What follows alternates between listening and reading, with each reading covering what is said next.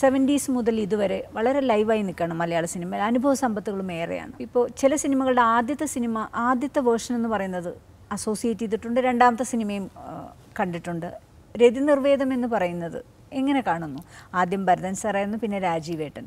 ആദ്യത്തിൻ്റെ ഒറിജിനലിൻ്റെ അത്രയും എപ്പോഴും ഈ രണ്ടാമത്തിന് വരുന്നില്ല. അതെന്തുകൊണ്ടാണ്? ആദ്യത്തെ സിനിമയുടെ കാലഘട്ടം ഒന്ന്, കാരണം ഈ കൗമാരപ്രായത്തിലെ ഒരു ചെറുപ്പക്കാരൻ്റെ മനസ്സിലുണ്ടാകുന്ന ഒരു സെക്സിനെ കുറിച്ചുള്ള റെവലേഷനാണ് അത്.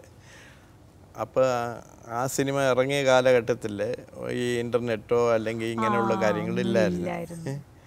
ഇപ്പോഴാണെങ്കിൽ അങ്ങനെ ഒരു സെക്സിനെ കുറിച്ച് അറിയണമെന്നുണ്ടെങ്കിൽ ഇങ്ങനെ വളഞ്ഞ വഴിയിൽ കൂടെ പോകേണ്ട കാര്യമില്ല. എല്ലാവരുടെ മൊബൈൽ ഫോണിലും മറ്റ് ഇൻ്റർനെറ്റിലൊക്കെ എല്ലാം കിട്ടുന്നുണ്ട്. പിന്നെ അതിനെക്കുറിച്ചുള്ള കോൺസെപ്റ്റ് വേറെയാണ്. ആ കാലത്തുണ്ടായിരുന്നു, ഇപ്പോഴുണ്ടായിരുന്നു.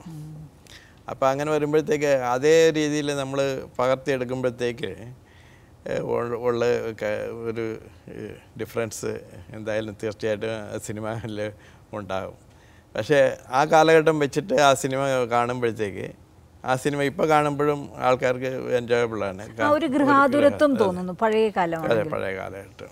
അതിൽ ജയഭാരതിയായിരുന്നു. അതെ, ജയഭാരതിയായിരുന്നു. പിന്നെ പലപ്പോഴും ആ റീമേക്കുകൾ എന്ന് പറഞ്ഞു കഴിഞ്ഞാൽ ഇപ്പോൾ ഇതിൻ്റെ ഇപ്പോൾ രതിനിർവേദം തന്നെ വേറൊരു ആംഗിൾ ഋഷ്യശൃംഗ് എന്ന സബ്ജക്റ്റായിട്ട് സുരേഷ് ഉണ്ണിത്താൻ ചെയ്തിട്ടുണ്ടായിരുന്നു. ഏതാണ്ട് ബേസിക്കായിട്ട് ഇത് തന്നെ ഒരു ടീച്ചറോട് കൂടെയുള്ള ഒരു കുട്ടിക്ക് തോന്നുന്ന ഒരു ഫീലിംഗ് ആണ്.